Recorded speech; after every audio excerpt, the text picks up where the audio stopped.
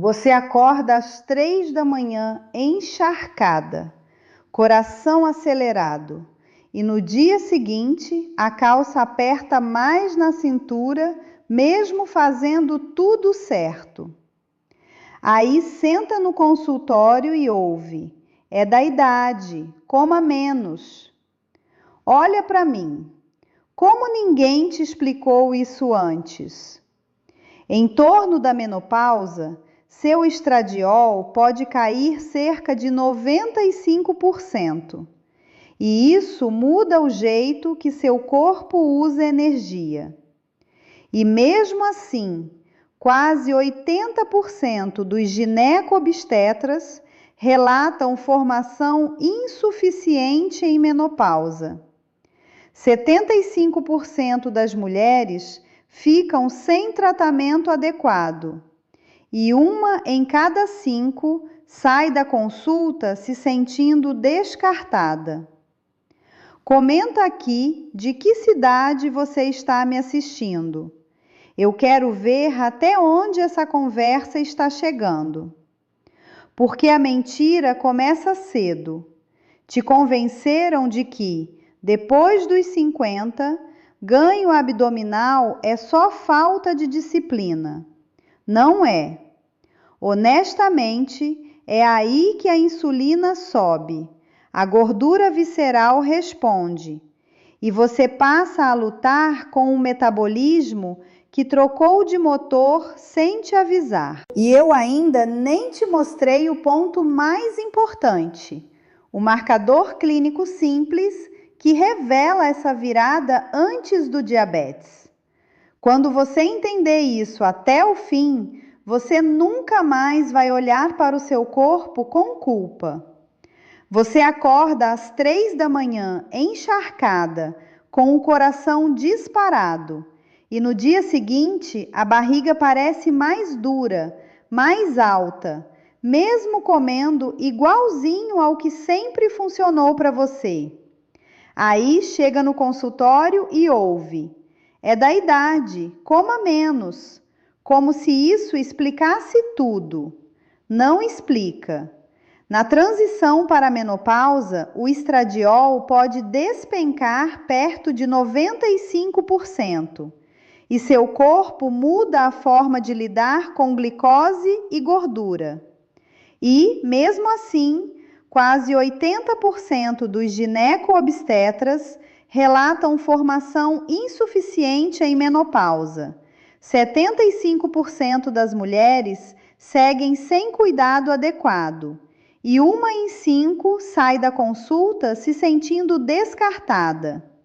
Comenta aqui de que cidade você está me assistindo, porque eu quero saber até onde essa conversa está chegando. O silêncio termina neste consultório e hoje eu vou te mostrar por que a culpa nunca foi do seu prato nem da sua disciplina. Vou te explicar o mecanismo que faz 2 mulheres com rotina parecida terem respostas metabólicas completamente diferentes depois dos 50 e qual marcador simples costuma acender antes do diabetes aparecer. Se você sair agora, perde a peça que finalmente conecta seus sintomas, sua cintura e o que ninguém te disse. Você não inventou esse silêncio, você herdou.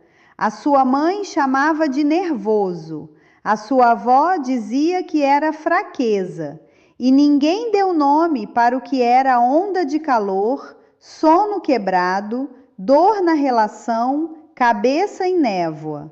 Eu vi isso por décadas. Mulheres competentes, organizadas, disciplinadas, se achando culpadas por um corpo que mudou de regra no meio do caminho. E quando a família inteira trata isso como assunto proibido, você chega na consulta já pedindo desculpa por sentir. Fica comigo, porque essa porta começou a se fechar muito antes de você entrar nela. A virada histórica foi dura. Em 2002, o estudo WHI saiu como manchete de medo, E o que era para virar conversa técnica virou pânico coletivo. Em pouco tempo, a prescrição hormonal caiu mais da metade em muitos serviços, inclusive por aqui, mas o sofrimento não caiu junto, ele só ficou sem linguagem clínica. A mensagem que sobrou para você foi torta. Aguenta, é da idade. E eu quero te mostrar mais adiante o que quase ninguém te contou sobre risco absoluto, perfil individual e tempo de intervenção, porque é aí que muita decisão errada nasce. Enquanto isso, a formação avançou em alguns centros, sim, mas de forma desigual, e você sente isso na pele. Consulta curta, sintoma complexo reduzido a estresse, pedido de exame incompleto, negativa do convênio, volta para casa com culpa. No ambiente cultural, suas amigas escondem o que sentem.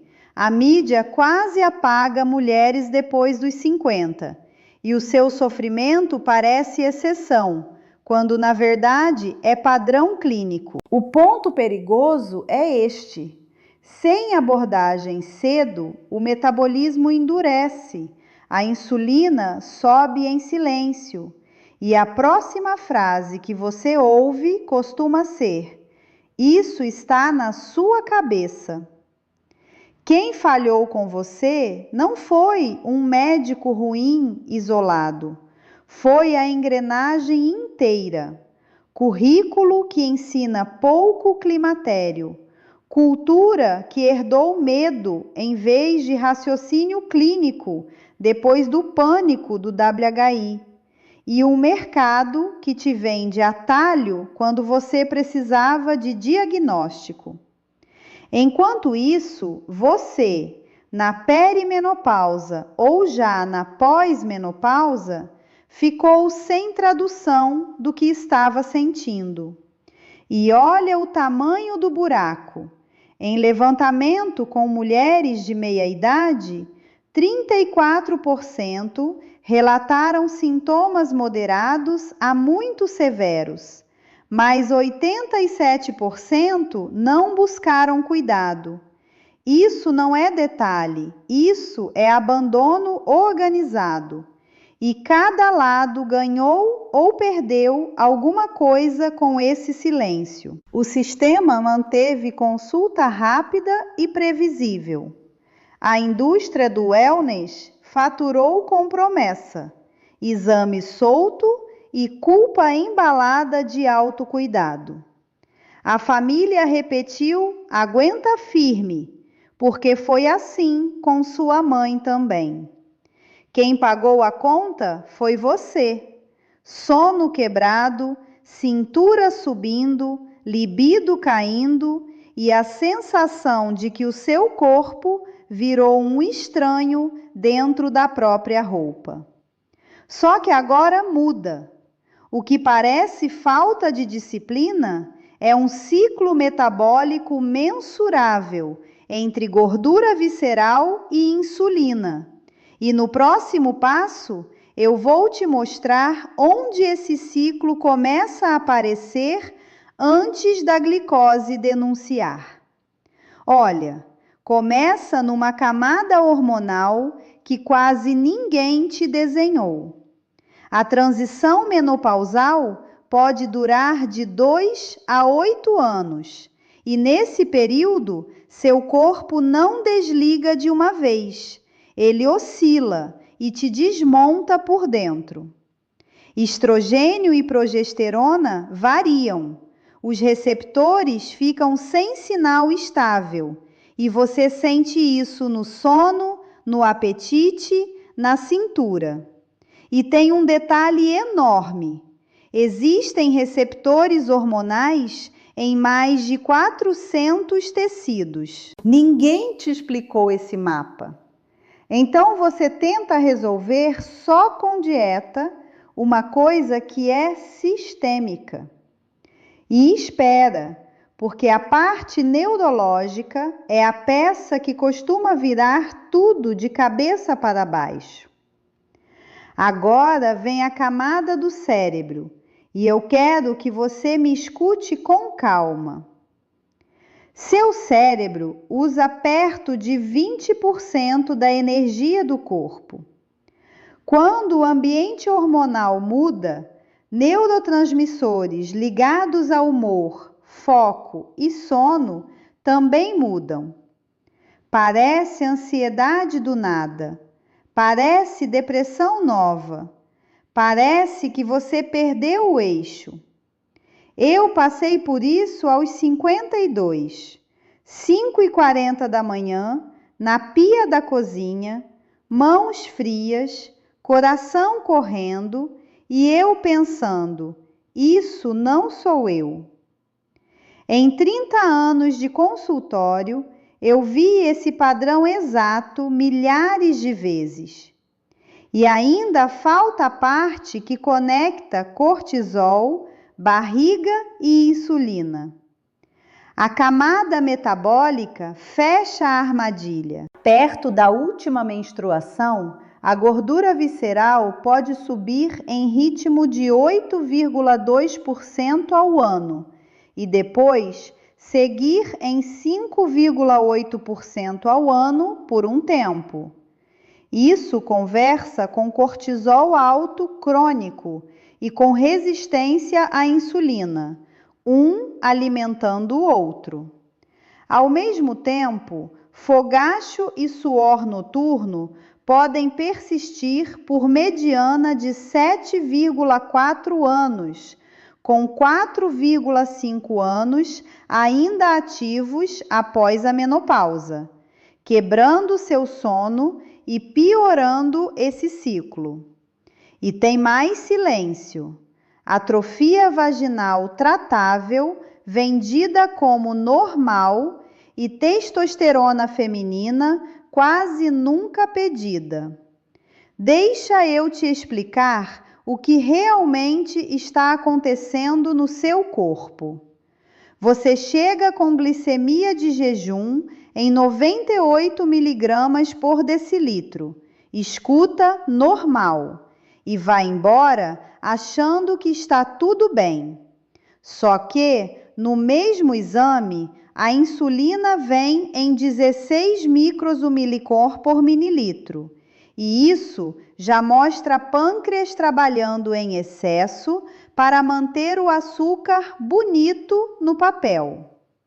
Quando o Roma-IR passa de 2,9, o corpo já está compensando, não funcionando em equilíbrio. É por isso que você sente fome estranha, cansaço depois de comer, barriga mais resistente. A pergunta é: por que ninguém te mostrou esse marcador antes? Agora, junta isso com sono quebrado. Em estudo de restrição de sono curto, a sensibilidade à insulina caiu 11% e o cortisol subiu 51%. Traduzindo, você não só acorda cansada, você acorda metabolicamente em desvantagem. O fígado libera mais glicose cedo, a insulina responde mais alto e a gordura visceral recebe esse sinal como ordem de armazenamento. E quando a circunferência abdominal passa de 88 centímetros, o risco cardiometabólico sobe mesmo com dieta certinha. Percebe como coma menos vira uma instrução incompleta quando o sistema hormonal já mudou de marcha? Mês passado, eu atendi uma paciente, vou chamar de Helena. Ela sentou na minha frente, segurando a bolsa com força e disse: doutora, eu sinto que estou desaparecendo dentro da minha própria roupa. O exame dela mostrava a glicemia em 94 miligramas por decilitro. Então, ninguém tinha se preocupado, mas a insulina de jejum estava em 18 microsuim por mililitro. E no teste oral, a glicose de 2 horas bateu 172 miligramas por decilitros. Eu expliquei. Isso é resistência insulínica em fase compensada, não falta de caráter.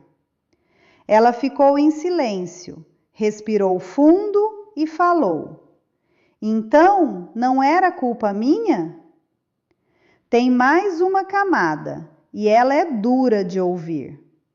Em comparação com mulheres antes da menopausa, já se observou sensibilidade insulínica 28% menor depois dessa transição, com mais gordura ectópica no fígado, 0,68% contra 0,49%. Isso parece pequeno no número, eu sei, mas no corpo significa tecido que deveria usar energia, passando a armazenar energia no lugar errado. Você sente isso como neblina mental, fadiga que não combina com seu esforço, e aquela sensação de carregar um motor afogado o dia inteiro. E enquanto te mandam cortar mais comida, o osso também paga a conta desse atraso. Na janela inicial pós-menopausa, a perda de densidade pode correr em torno de 2,4% ao ano. Depois, desacelera para algo perto de 0,4% ao ano. Mas o terreno já mudou. Ao mesmo tempo, você pode ter jejum entre 100 e 125 miligramas por decilitros, ou teste oral entre 140 e 199 miligramas por decilitros, sem ainda cruzar 126 miligramas por decilitros em jejum, e sem receber intervenção adequada. Entende o ponto de virada? O protocolo antigo falha justamente quando seu corpo mais precisa de medicina de precisão.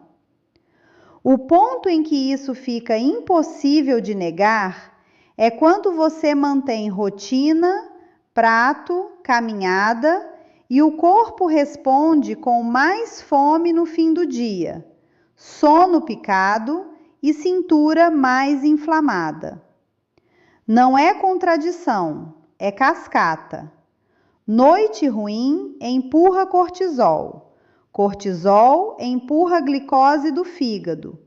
O pâncreas sobe insulina para segurar o açúcar e essa insulina alta favorece depósito abdominal. Você faz tudo certo e ainda se sente andando contra a maré dentro da própria pele.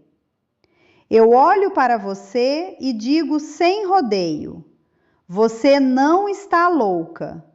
Você não está sozinha. Nesse instante vem a raiva quieta, aquela que arde no peito como uma fileira de celulares vibrando ao mesmo tempo.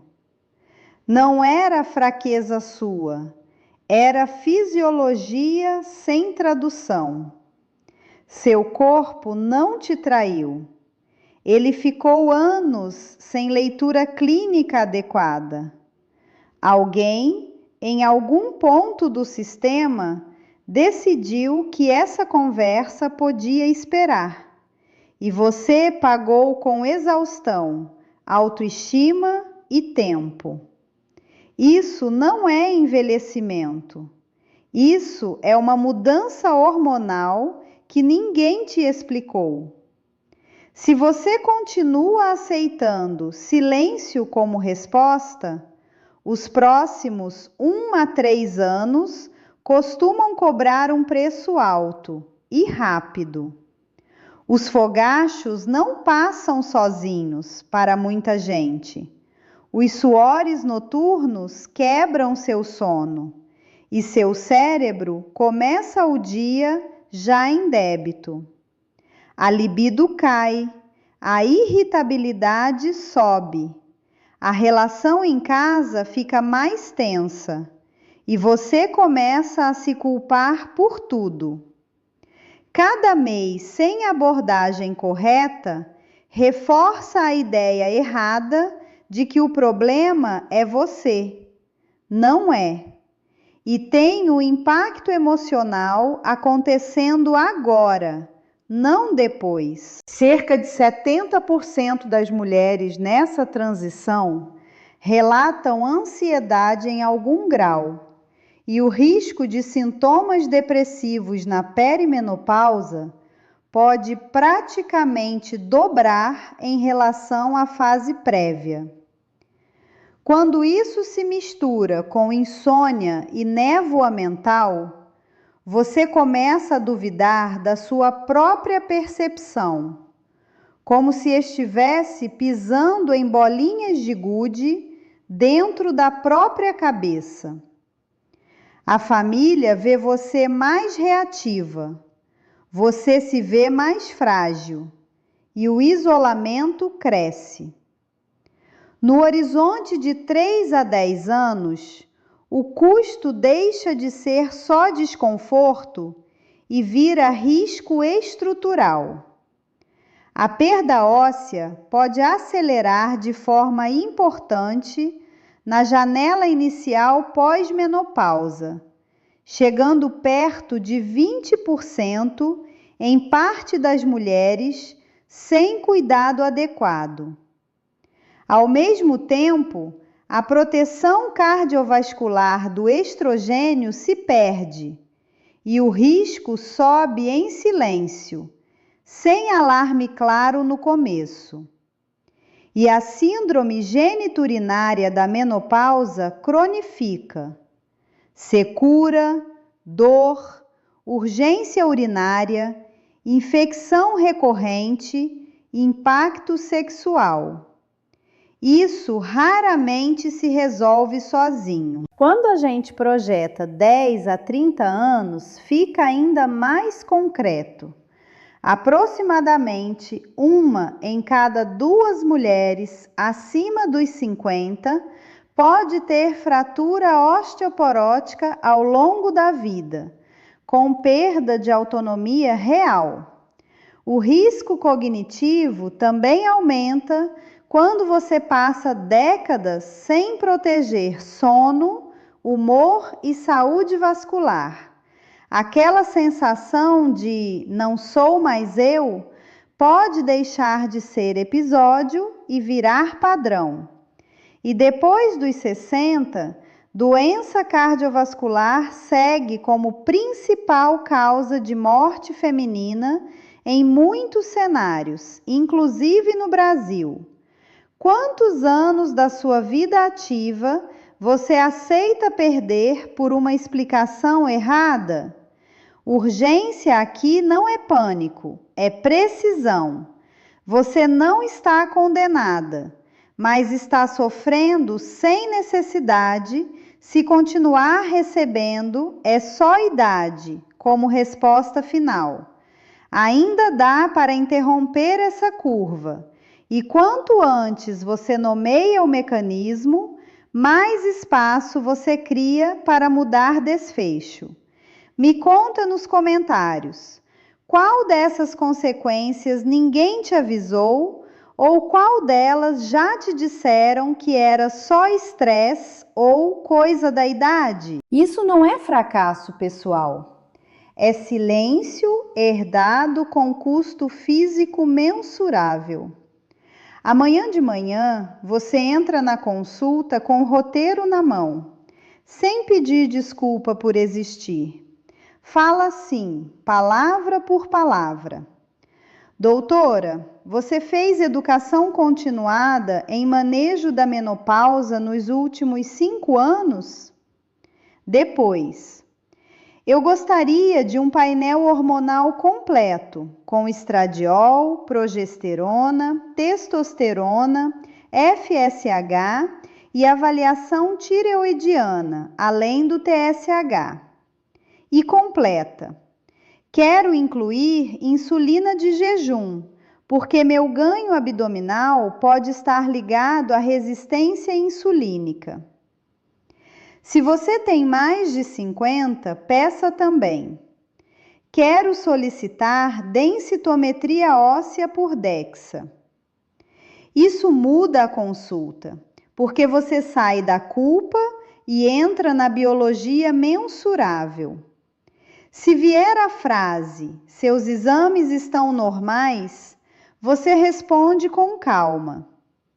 Eu entendo que meus exames possam estar na faixa de referência, mas tenho X, Y e Z sintomas e quero investigar causas hormonais, não atribuir automaticamente a estresse ou envelhecimento. Para escolher profissional, procure no diretório da The Menopause Society quem tem certificação NAMS, MSCP e no Brasil confirme atuação em climatério com formação documentada. Isto é difícil. Você está pedindo que um sistema que falhou com você passe de repente a te atender. Mas agora você tem a linguagem a qual ele responde. Você não está falhando. Nunca te contaram a verdade sobre o que estava acontecendo com o seu corpo. Então, guarda isso com você. O silêncio termina neste consultório. Quando você entende que a batalha nunca foi só contra a comida, mas contra um mecanismo hormonal que ficou sem tradução clínica por tempo demais, a culpa começa a sair dos seus ombros. E eu quero que uma pergunta fique acesa quando este vídeo acabar. Quantos anos da sua vida você entregou tentando ter mais força de vontade, quando o que faltava era a leitura correta do seu corpo? No próximo vídeo, eu vou abrir exatamente essa camada. Como identificar no Brasil um profissional realmente preparado em menopausa? E quais perguntas objetivas fazer já na primeira consulta, para não sair de novo com resposta vaga? E me conta aqui nos comentários a sua história, ou o que você precisava ouvir hoje e nunca tinham te dito com clareza. Eu leio cada relato. Cuide-se. Eu te vejo no próximo.